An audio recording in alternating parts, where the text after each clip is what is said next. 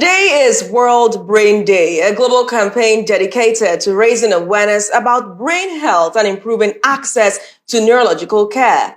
This year, the theme is Brain Health Access for All, and in Enugu, Memfys Hospital for Neurosurgery, in collaboration with the Rotary Club of Ikulu, is marking the day with a media advocacy campaign to encourage greater public awareness of brain health. As one of Nigeria's leading specialist neuroscience hospitals, Memfys has played a pioneering role in diagnosis, treatment, and rehabilitation of disorders affecting the brain, spine, and indeed the nervous system. This evening, we examine the state of brain health in Nigeria and the burden of neurological disorders, and how individuals can protect one of the body's most vital organs. This is Enugu Kwenu. I am Nathalie Oku. Good evening.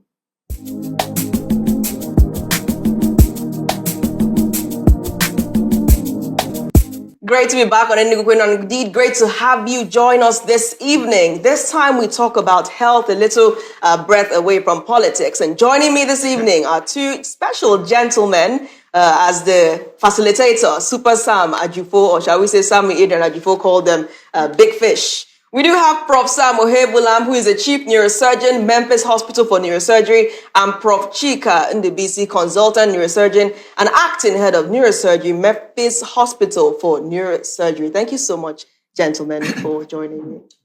Thank you for having us. All right. After this interview, perhaps all of us at AFIA TV will have access to Memfys facilities. Happy World Brain Day, we can say that. Great to discuss such a very important topic on the show today. Prof. Ohaegbulam, let's begin with you. Now, this year, the theme is Brain Health Access for All. Why is this message, in your view, so important, particularly for the Nigerian society? Thank you very much. It's very, very unfortunate that in a society, not only Nigeria, this happens everywhere in the world, the function of the brain is not recognized. Can you imagine that love, something as basic as love, it has been ascribed to the heart? Isn't it what we say? When you want to send a birthday greeting, so it's the heart that you're referring to, not the brain. And yet the love is from the brain. Anything going wrong with the brain, somebody is finished. And that is why if we say somebody is alive or dead, it means is the brain functioning? Because once the brain is functioning, the person is alive. If the brain is not functioning, the person is declared dead. That's the medical rule. So the brain is very important for everything we do in life, for thinking. It controls every part of the body, even that heart, which takes credit for love and everything in life. Mm-hmm. It is the brain that gives it instruction what to do, how to do it. So the brain is very, very important. That's why we are anxious to make sure that the public is aware of this, and that they can key into protecting their brain. I like what you led with and the emotion you chose. You did not choose happiness, you did not choose anger, you chose love. Yes. What truly accounts for love? Because when you tie it to the brain, it appears that, the signals could make the heart activate that emotion. Tell us what leads to love and why it's attributed to the heart, very briefly on the sideline. I think the brain, if the brain commands everything. If we're angry, the brain is the source of the anger. If we are happy, the brain is the source of that happiness. Love, if we see somebody and we like that person and we love that person, it's the brain that tells us. So it's not the heart, it's the brain that accounts for love. Completely the heart, the brain that gives that instruction. So if it's my heart beats for you, then what is the brain? How do you say the brain? Okay, that's what the heart does is to give blood to the brain to do the work. Okay, so Prof. Chika, let's come to you now. I mean, we need to really understand the technicalities of all this. I want you to tell us exactly what brain health is, what neuroscience is, and why should everyone, not just patients, pay attention to this? Thank you very much. I think in the electrical side, brain can be likened to the generator of the body. It is what generates the energy, the electricity that now goes through the nerves, which are the electrical cables. So control what happens at the hands, the legs, as Prof said, the emotions. And all these are now the bulbs, the televisions, and so on in the house. So no matter how good or brand new the television is, if the generator is not good at home, light, power will not come on, and one will not have light at home. So if we understand it that way, brain looks like the engine house of whatever happens. It controls everything that happens in the body. So it's surprising that most of the people in the population do not accord it this level of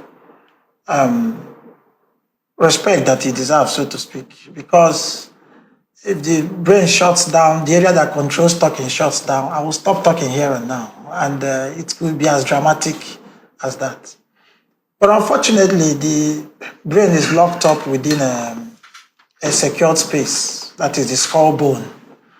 Because people do not see it, and it does not beat the way the heart beats.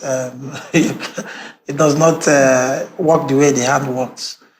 It sort of more or less stays at the background most times, and people tend to attribute most functions of the body to individual characters. So I think in the world of neuroscience, the brain and the spinal cord are the core of communication. They control practically everything that happens, including the pattern of diseases, the way we appreciate diseases, and our appreciation of the environment. Really, you've spoken a lot about the centrality of the central nervous system, of course, the brain, the spine, and the nervous system in its entirety. So if it's so important, what are those things that contribute to people not seeing this system as so important? What are those things that limit people caring for the system? I think one of the problems is that there are a lot of myths that generation has moved on with. Prof just gave an example with the burden of loving. That I yearn for your heart. Meanwhile, it's the brain telling you to do that, really. Society needs to start looking at what the evidence of knowledge is to be able to get away from this myth that is transferred from generation to generation.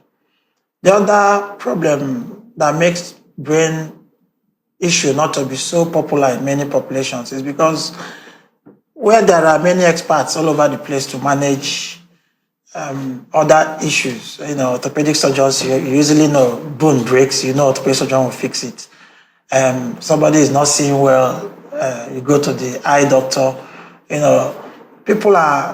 The experts that manage this were not very common in our environment, so to speak. Many generations in other parts of the world have moved on beyond this basic level of not even understanding what happens with brain health. The other problem is that we didn't tend to have the luxury of many complex diagnostic equipment that could have helped people to see what the problem is. Because as I said, you cannot guess brain problem. It is covered in the skull. So something needs to see beyond the skull bone and tell you exactly what is happening. So now that the society is having more and more presence of experts in brain treatments, and equipment to make complex diagnoses and treat them, we now think that the society has matured enough to be carried along. Absolutely. So coming back to you now, Prof. Ohaegbulam, you pioneered one of Nigeria's foremost neuroscience hospitals. Looking back, what inspired you to take on this mighty task, and where would you place Memfys Hospital right now? Thank you. My journey started many years ago in the eastern part of Nigeria after the Civil War. We only had 2 centers in the country that looked at or managed brain diseases. Centers of Ibadan University, the first place, followed by Lagos. And then when I finished my training in the United Kingdom, I just felt there's no need going to Ibadan or Lagos. Why not go to the east and start a center? So I came back and joined the University of Nigeria Teaching Hospital and started neurosurgery there. I was no neurologist for many years until a neurologist came to join me to look after the medical side of brain diseases. But I was frustrated there. After almost 20 years in the university, there was not much to work with. Even the diagnostic side, which is very critical for management of brain conditions, you have to know what you're managing. Absolutely. You can't do it blindly. Every effort to improve on the diagnostic side did not work. So I saw the future. I felt that continuing in that environment would not solve my problem. So I chose to try the private sector and see whether we can, at least if it doesn't go right, I blame myself, not government or anybody else. Yeah. So that's how Memfys' dream came about. Who exactly inspired you to study neuroscience? This is a mystery, which I can't solve myself, because nobody in my family is a doctor, let alone. I have my uncle on my maternal side was a native doctor, and he treated everything, not only brain condition. And my paternal side, I had also another uncle who was a native doctor. They couldn't have inspired me to study medicine, let alone neurosurgery. So I think I always say it is God's wish that I just selected this discipline, medicine first, and then from medicine I moved on. During the undergraduate days, I got a passion for neurosurgeon, and I said, this is what I must do. So that's how it came about. I wasn't influenced by family or friends. It was a divine decision, I would say. You were not influenced by family or friends, but at the time you started, there were few neurosurgeons, I suppose. Yes. What kick-started or ignited your admiration for the human brain? What fascinated you? Complexity of the nervous system. That was my interest. During my first year in the university, I was so fascinated by the nervous system, anatomy, that I said, this is wonderful. And then in the university, I was Cairo University. How many neurosurgeons? There were only 2 neurosurgeons there. And I felt that this discipline, a professor of physiology said that the surgery reached its apex or the height of neurosurgery when human beings put a knife on the head, entered into the skull, and operated on the brain. I was so fascinated by that quotation and first statement captured in a physiology book that I said, if that is so complex, this is where I should go. Mm-hmm. And I keyed into that, and my interest, developed as the years passed by in medical school. Absolutely. Yes. Do you still actively practice at this time? During that period? At this time, current time, do you still practice?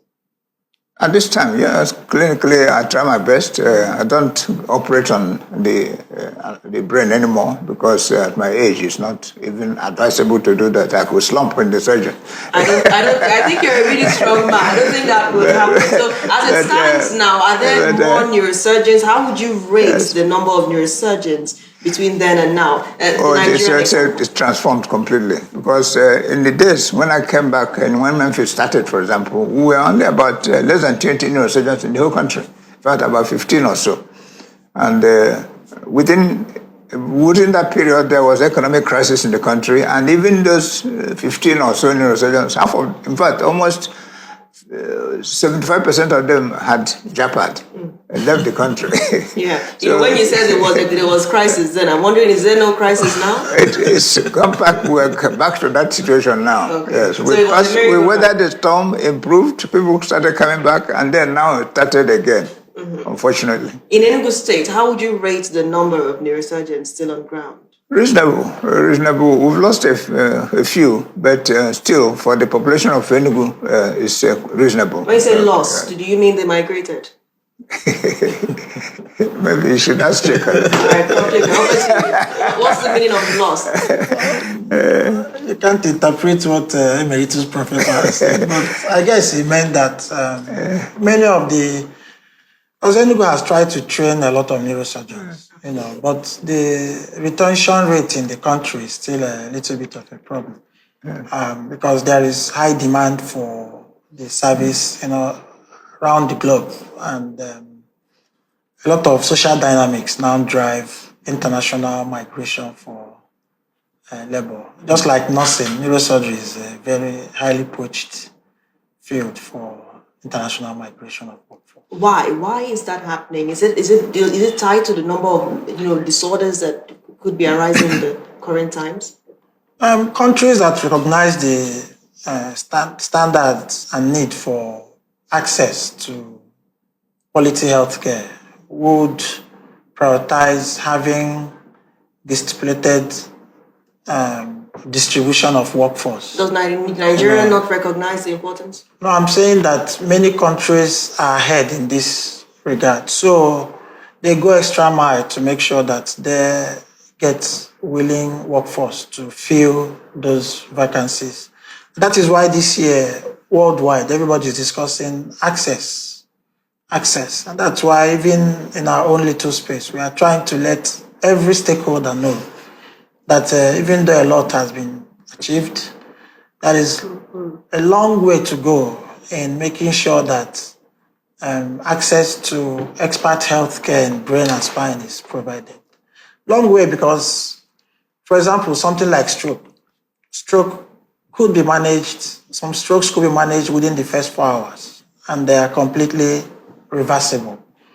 But you need to have somebody within a reasonable distance of access, equipment within a reasonable functional efficiency, system that is a lot well organized to be able to scoop the person from the point of this event to where they can get. With you on that. Access. So now let's talk about the most common neurological conditions that you treat at Memfys. What are those conditions that people call in with most of the time? It changes from time to time, but I think one cannot take away the place of stroke. Different types of strokes. Stroke is a general term. Stroke is probably the most common neurological problem. There is no week that you won't see a reasonable number. And unfortunately, most people are still coming late because in the case of stroke, people have to come within a few hours of that for you to have a reasonable assurance of guaranteed recovery. Could you explain to us how a stroke happens and the kind of lifestyle choices that may lead to one suffering a stroke? Yeah, this is very important. Stroke simply means that a part of the brain has died. And there are two major pathways that stroke can occur. One is when the pipe that takes blood to the brain gets clogged and eventually completely blocked, to the extent that blood cannot flow to the brain anymore. That part of the brain that pipe supplies will die off if it doesn't get oxygen and glucose for some minutes to hours. So the aim is to open up that blockade before that causes irreversible brain death. The second pathway to stroke is when the pipe itself again becomes so sick that it can burst at any point, just like what happens in plumbing works around the home. If the pipes get too sick with pressure pump or something, they can give way and the whole room will get waterlogged. That one, in that case, the blood tends to spread to the other parts of the brain. And that one tends to kill faster. Those are the ones that usually somebody goes to the bathroom to take his bath, the person slops there and dies. It's now arguable that most of the slump and die deaths are directly or indirectly linked to an event in the brain. And most of them don't get the chance to make it to the hospital. So attention is being focused now at preventing those things that have the tendency to weaken or block the pipes. For example, somebody that has high blood pressure over time, when the strain on the pipes are very much over the years, the pipe tends to lose its strength and may burst at any time. Something like diabetes, these are the sort of things that can easily cause, even if they don't weaken the pipe, they can destroy the pipe so much that debris will start gathering within the space where the blood should pass through. And over time, those clogging will completely seal off. Something like high cholesterol.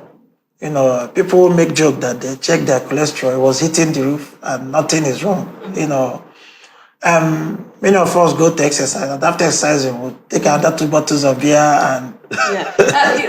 On another side, some people say that they would rather not take medicine for blood pressure, for instance. That when you start taking it, that you die. That everyone they hear takes it dies. I mean, that's another stereotype that has emerged, uninformed. I believe people come up with all kinds of. Have you heard that before? Yeah, these are the unfortunate myths that we are talking about. People who are less informed, people who shouldn't be at the driving seat of healthcare information spread will now be the ones saying what is unverified. Unverified. So, and let us make it clear that it is safer to keep the blood pressure continuously normal over a long period of time. It will not strain the pipe, compared to when some people take blood pressure drug only when the blood pressure surges.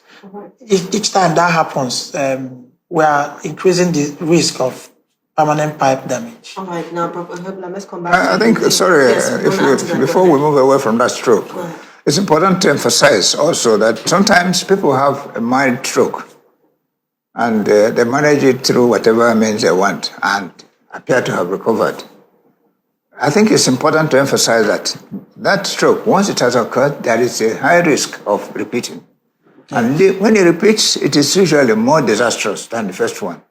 So when people have had what they suspect might have been stroke, it's important to consult a doctor to find out what caused a stroke and see whether we should prevent it from ever happening again. Could you speak to us about the symptoms that one should look out for mild and severe stroke? Yeah, somebody can just say, relaxing or joking or eating with family and friends, and then suddenly one part of the body behaves funny.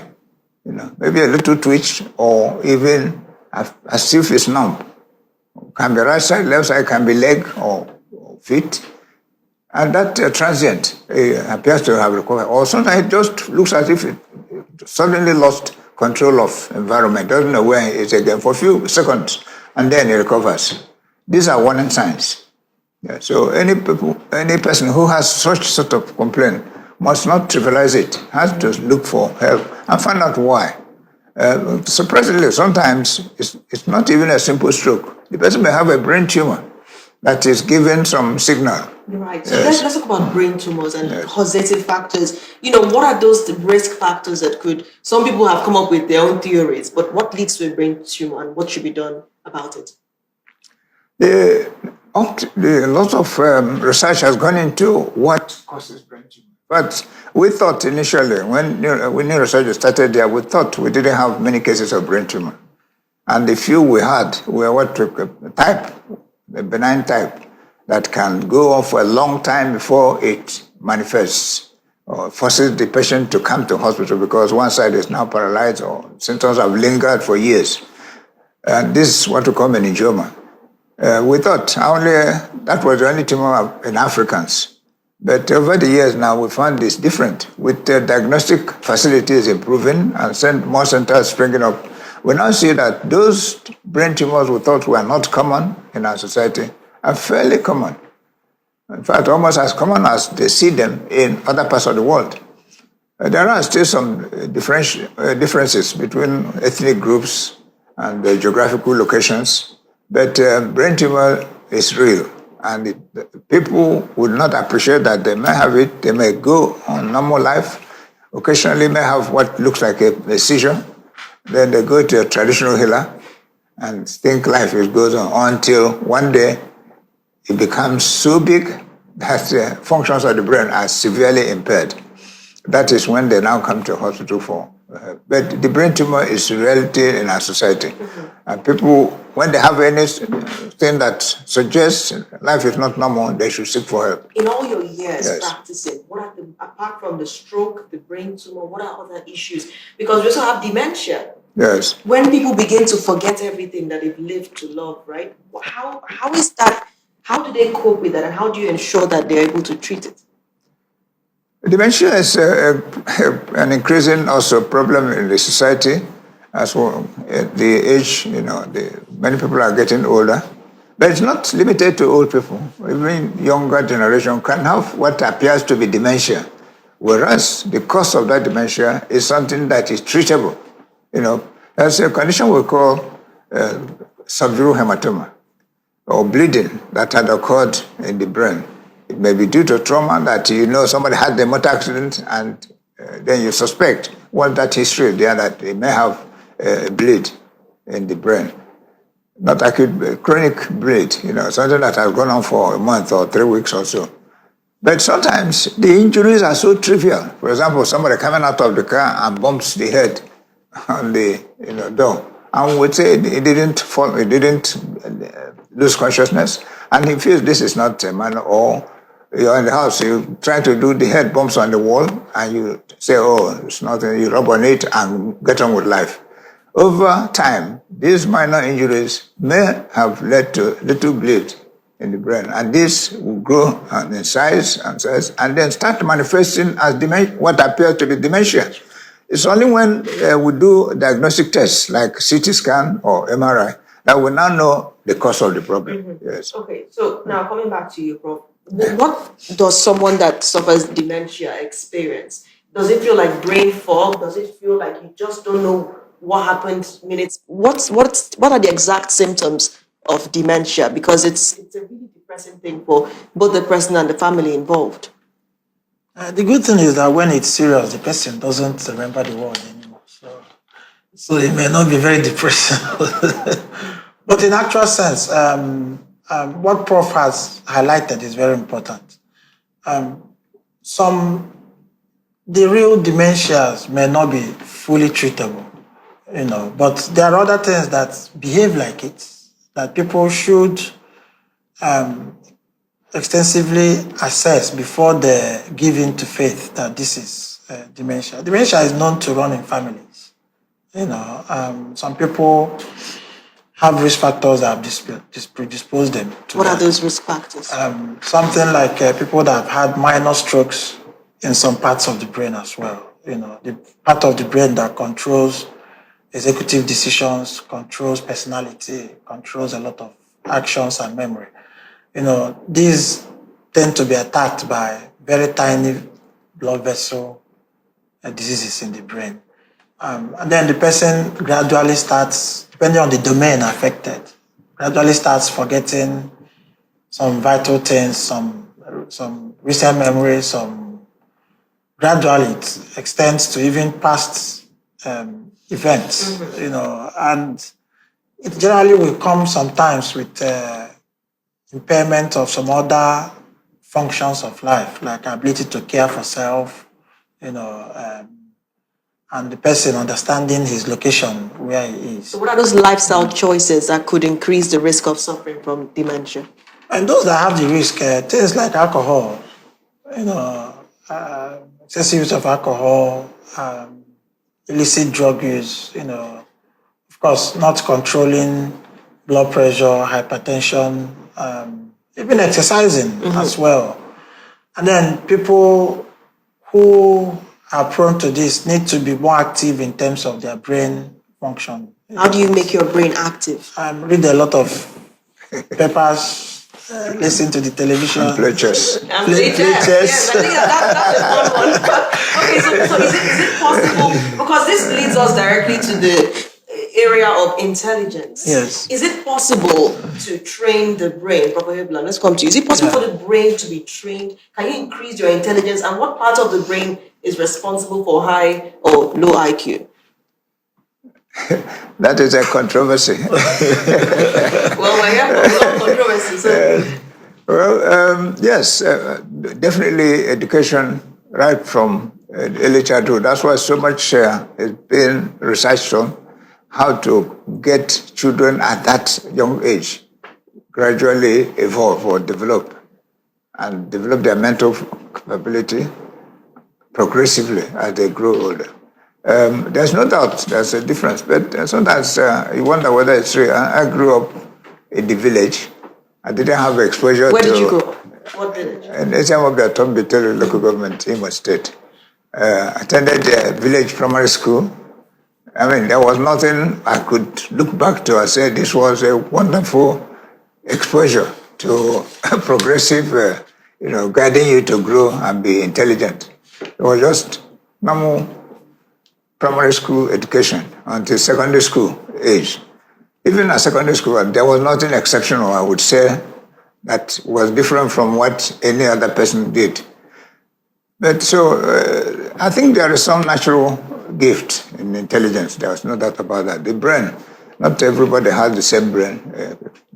Studies have shown that some children have higher cerebral function, better cerebral function than others. But even those who appear not to have can be assisted, can be helped to improve on their intellectual capacity. What's the way to improve? That one, I'm not an expert in that. Mm-hmm. But games, things that challenge the brain to think more, things that can, in the US, for example, a lot of sporting activity is going to, because even football and common sports, there's a lot of, the brain is, does a lot of planning and thinking. All these things help the brain to grow and improve on function. I mean, I like the area that this conversation is going, especially because we're seeing the brain somewhat as if it were a muscle that would grow with exercise. So could you speak directly to the issue of exercising the brain, making the brain capable of holding more information, delivering more information, and indeed processing more information? The brain, from what Prof says, surely has bandwidth to cope more. Remember that the brain is a computer. A computer, that even no computer has probably been made to match it in terms of complexity. So, in the past, people used to say that people don't use up to 10% of their brain, but these are all myths. Know that every part of the brain is active, but there's a lot of unused bytes that people could use to strengthen their learning. There is brain learns, brain has memory, brain keeps experiences. So the more you expose brain to a certain stimulus, a certain experience, the more it really perfects whatever it does and builds more linkages and more complex interactions that helps to modify and fine-tune knowledge for future use. So I give an example that it's not late for me to become a broadcaster if I... Well, the window is very open. So let's come to you now, Prof. Ohaegbulam. Let's speak about the realities. You talked about economic crisis in the past, and then we established that we probably have returned to the situation some way, somehow. Lots of Nigerians are unable to cope with everyday life because cost is high. And as a result, recent research has shown that many people are unable to access or pay for healthcare. So some of them have taken to self-medicating and themselves, and some of them are deciding that they would treat their brain issues at home, maybe drinking more milk than usual or taking more obo than usual. So, how are you coping? How is Memphis coping with the economic realities? And could you talk to us about that? This is another area that needs urgent attention. There's only one answer from my own analysis, is health insurance. Most people cannot afford the cost of healthcare. Look at one MRI scan. It's how much it costs. How many people? It's more than the salary of most people in their community. And this is just the beginning, because if that MRI scan shows that the person has a tumor, what next? How do you pay for that? So health insurance is the answer. Unfortunately, for many, many years, I did my inaugural lecture, which was the 10th one in the University of Nigeria, many years ago, about 86, 87, 86. And we hammered on this. That I saw during my practice that people need health care and they can't afford it. And the only way to help them afford it is health insurance. Since then, we've been hammering and pleading and begging government to take active steps to achieve it. And they have tried, because now they've made it compulsory.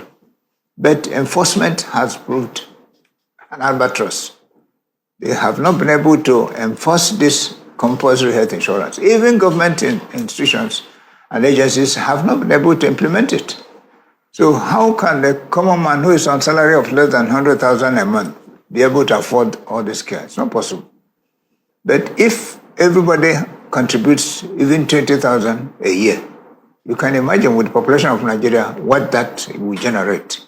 The healthcare will be better funded. Right. Yes. That election is coming. They're talking of health insurance again. Once the election is over, it is forgotten. We will continue the conversation on health insurance when we come back as we look into the cost of maintaining a sound brain. The show returns. Stay tuned.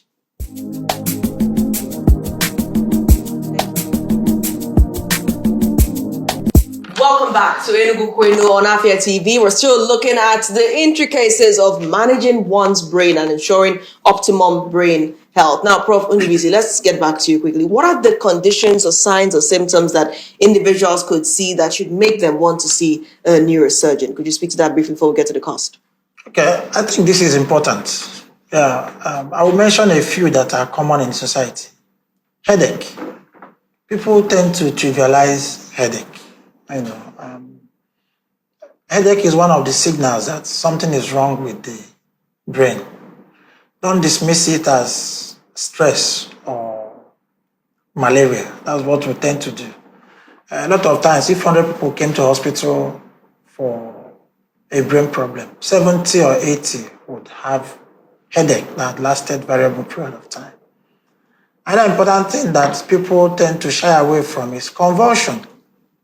We tend to hide people that have convulsion in the environment. Convulsion is just a high current in the brain, so to speak. It's a sign that the brain is about to overheat, and the wise man will take his car to the mechanic to see why is the car overheating.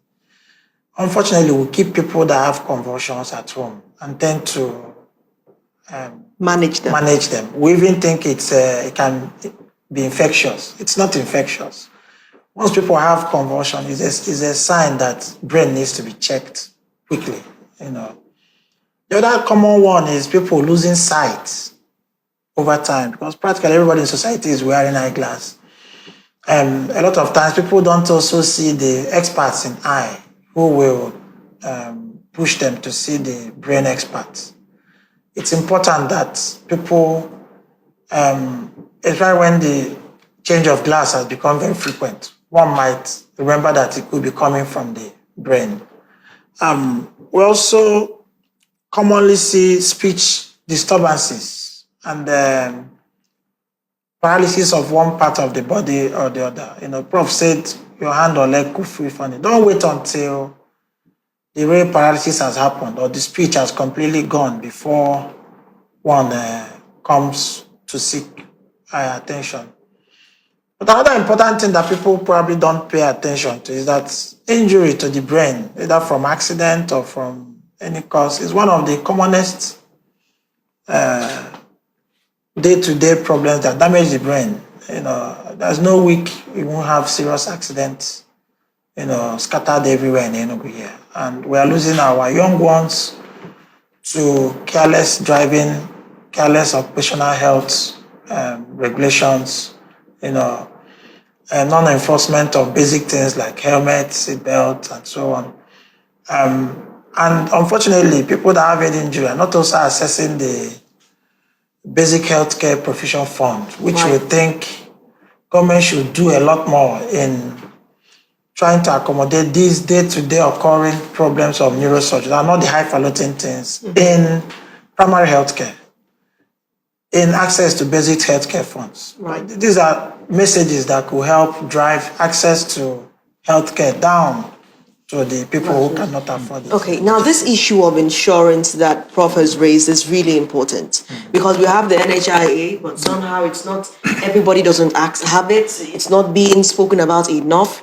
And, it's just been a change of nomenclature, to NHIA, and then not much has really changed. How important is it? Could you speak to us more about the need for this NHIA, especially when we're looking at the skyrocketing cost of accessing treatment? Sadly, most people in the population are scared about deducting money from their salary for insurance. That's what I've noticed. Well, even in my hospital, if you mention that you want to enlist people, they're a bit scared. They would rather manage themselves, But that's not right, because cost of care is beyond what one salary can fund, really. So that's little deduction. It's like, we rush to the chemist to buy Panadol or buy this and that. If you add up that in a year, it's more than the cost of registering for health insurance. But unfortunately, people do not appreciate this. They see it as the cost is going to be very high. Buying food is difficult. How can I afford to pay that for insurance? They don't factor in that insurance covers person, maybe a family. If you have children, 2, 3 children, they are covered from the parents' subscription to insurance. Over the years, Nigeria has not achieved even 10% coverage in insurance in the whole country. Less than 10% for all the years we've been talking about insurance. It's hovering around 4 or 5%. So what is stopping, in your view, based on what you've seen over time, what do you think is stopping this NHIA from being fully implemented? Awareness. People are not, the advocacy is not strong enough. It is now mandatory. The law has been passed that it is mandatory for everybody to be covered. But how many people are adhering to that? Right. Yes, if government can enforce, then you can't drive on the road without with your car. Yes. And if you violate driving without insurance, you know what that means when they catch you. Right. Why can't that sort of level of enforcement be applied to healthcare? Instead of just tinted glass. Yes. Why can't it be applied? If it's being successfully applied in other aspects of government monitoring. So, government has to put in more effort to make sure that health insurance works. It's really important. AFIA TV is going to, begin to speak about this more, even if so as a PSA, the need for health insurance. So coming back to you now again, Prof, with the question of cost of running a hospital in the current times, how are you coping? Have you seen dwindling patient numbers, or are they increasing? Are they increasing? No, dwindling. Because it's not because the diseases are not there, the problems are there. I know the number of people who come for scan every day is amazing. But what happens after that? On average, how many patients do you see perhaps in a week, in a month? For scanning? As it stands, for different treatments? In the hospital, we'll probably see, 500 patients a month, or more than that, in fact. But admission, go to the ward, how many people are there? Very, very few indeed. The bed occupancy rate is less than 15-20%. Yes. The intensive care, I see you have 10 beds. But most of the time, the bed occupancy is less than 20%. Not because even people who come, you tell them the cost of intensive care, they will just had a recent experience where somebody was rushed with needed urgent admission to intensive care. And they were told this is important. But they said, no, they can't afford intensive care. And they took the patient away, only to lose the patient within hours, less than 1 hour of leaving the hospital. Somebody that could have been saved. That is so unfortunate. Yes. So, but if there was health insurance, that wouldn't happen. Yeah. Right. Yes. So, cost of brain care, Prof. Ohaegbulam, what is the cost of caring for one's CNS? Yeah. So what's the cost? Could you put into perspective what these different treatments could possibly cost, and how possible it is for the average man to afford it? Yes, the neuro examination. In fact, again, insurance, if we use the benchmark of health insurance, seeing a patient in the clinic is almost not costing much, in fact. The National Health Insurance have specified the cost of every stage of this management, from consultation in the clinic to cost of investigations, laboratory tests, CT, MRI, and then admission costs and treatment costs, and whether surgery or conservative care, they're all carefully itemized. And surprisingly, those prices are affordable, really, because the individual paying for them is difficult. But health insurance made it in a way that they can carry the burden. Yes. Unfortunately, the healthcare providers are complaining because those rates are very low compared to the cost of things in the market. since Naira depreciated, we are struggling because many of the tests we've used are imported, and you buy them in dollars at a neck-breaking exchange rate. Then you come now and have to offer that service. I think for this conversation, we should say spine-breaking. Yes. At a price that is ridiculous. What can you do? For example, MRI scan. If you go to UK today or America to do a MRI scan, you pay not less than $500, $600 for a scan. Can you imagine if we change it to Naira and charge that here? Can anybody afford it? How many people will afford it? Yes, but we buy those scanners from them. The maintenance is through their support, because if any part of it goes wrong, you have to import it from their warehouse to do it and pay them in dollars. What's the average cost of intensive care? Let's speak about numbers. In Nigeria, in our center, intensive care cost per day come to about what? 300, 400,000. Yes, put together. Intensive care costs in US is about 7 to 8, even $10,000 a day. Yes. How do you cope that's with the patients difference. that may not be able to pay their bills? What if at the end of the treatment the patient cannot pay? Oh, so many of the patients who come to us, particularly if it involves prolonged intensive care, are in debt. So what they do is to go to the lawyer. The families will go to the lawyer and go and file a court action. Against the Knowing that hospital the case will treated not, them? yes. But they filed a court case against the hospital. The case will never be heard over the next 20 years. It will just be lying there. Do you have a lot of lagging cases? No, not many. for patients? But that is the trend now in the country. So how do you ensure that patients are able to pay at the end of the day? Because I'm sure if the trend continues, Well, that's why we insist on a deposit, admission deposit, so that our hands are not tied. what's the admission Admission deposit depends on the type of problem. for intensive Yes. care? For intensive care, I think it's up to 5 or 6 million. And what about for standard care? But it's a deposit, not a fee. So what the money that is not used is returned to? Yes. Then then that's It's a deposit. Then for But standard the essence treatment. is that if care is needed, it must be given. Because intensive care is not where you say, go and buy this and go and buy that. We make sure that that patient is accepted and anything needed is given and debited to that deposit. Okay. At the time of discharge, whatever the final account says, they either refunded or if they're in the red, but if they're in the red, they'll be carried along as the days pass by. So this is the deposit you paid is this is what is And offered. what happens if a patient cannot afford to pay the deposit and perhaps what does the hospital do? That is a problem we face. When a patient needs intensive care, and sometimes the families will insist on they can't afford intensive care. It's all right. If they sign that we should manage the patient in the ward, not intensive, but they have to give consent, and after the risk has been explained to them, if they sign the consent, we'll try our best to manage in the ward and see whether we will get away with it. All right. Then apart from intensive care, what's the least deposit, the least treatment type on deposit? There are some conditions that require less than 1 million, in fact. For example, decompression of nerve for certain pain. Some procedures are reasonably minor. They don't need to cost that much. Also, some conservative care, some neurological problems do not require surgery. All right. Such cases need just admission and monitoring for example, somebody has electrolyte imbalance, it's admitted, you have to correct it as an inpatient. It's not at home. And that sort of case doesn't cost much. All it needs is daily monitoring of the electrolyte to make sure that the correction measures are working. As you call these sums, they seem a lot, but when you compare it to the cost of one's life, I mean, imagine not paying. When the person dies, they spend 4 times, 5 times that amount for burial.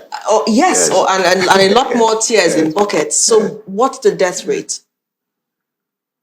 Sorry, what? Death rate. What's the death rate from The neurological mortality. issues, the mortality?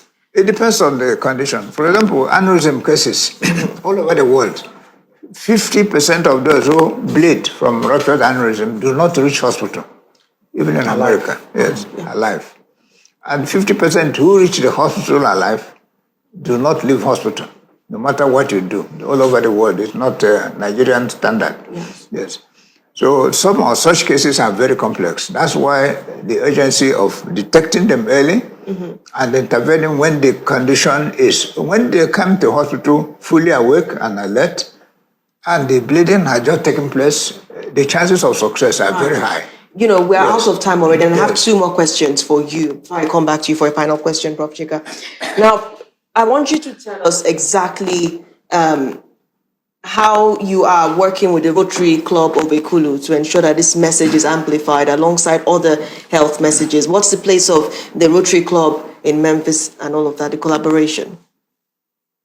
Memphis is very strongly keen into Rotary. We have many members from hospital, and luckily most of us are in the same club, the Ekulu Rotary Club. So he has been a president, I have been a president, and the two others have been president. So we have had many products from Memphis. The impact, we adhere strictly to Rotary ideals. The four waiters, for example, we try to make sure that we uphold the ideas and rules and standards of Rotary internationally. And we have a Shepherd project outreach in Memphis, which we have had over the years, many years in fact.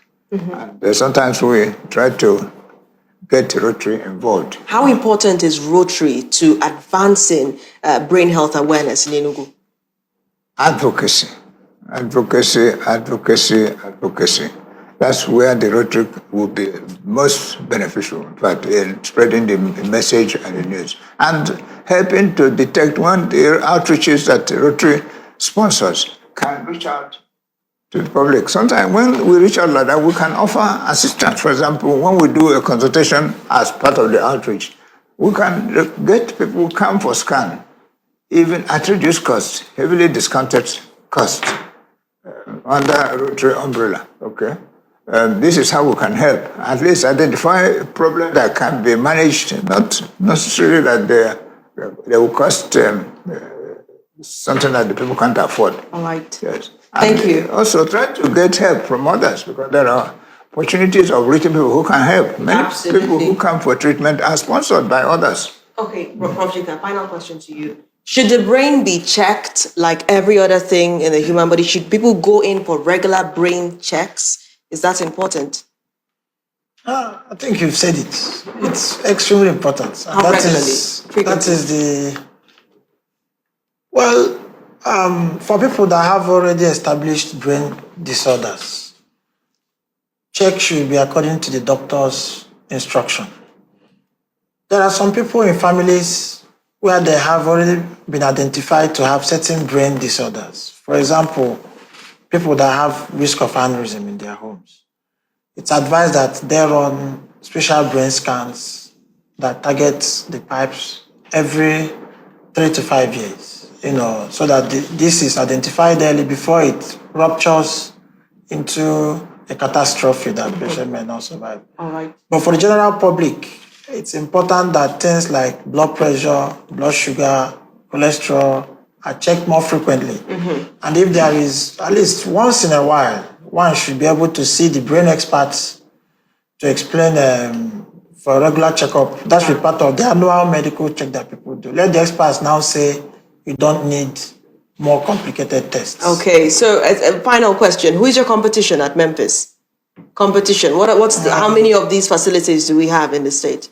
The service will have, in some countries in the world, you can have 10 neurosurgery centers. In Enugu State? No, I'm talking about general. Well, let's talk about Enugu because we have like 30 seconds. In Enugu State, I think centers are coming up to the extent that society can be served. Prof. Ohaegbulam, the competition. Who do you consider a competition right now? 20 seconds on the clock. We're on a different level.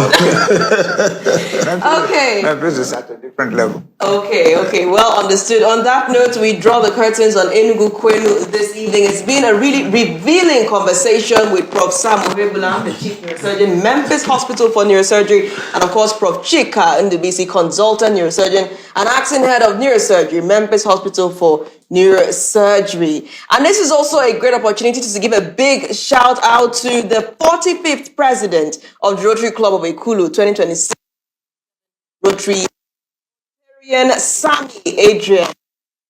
Saying big congratulations to you on your emergence, and of course a big thank you to you for facilitating this insightful conversation.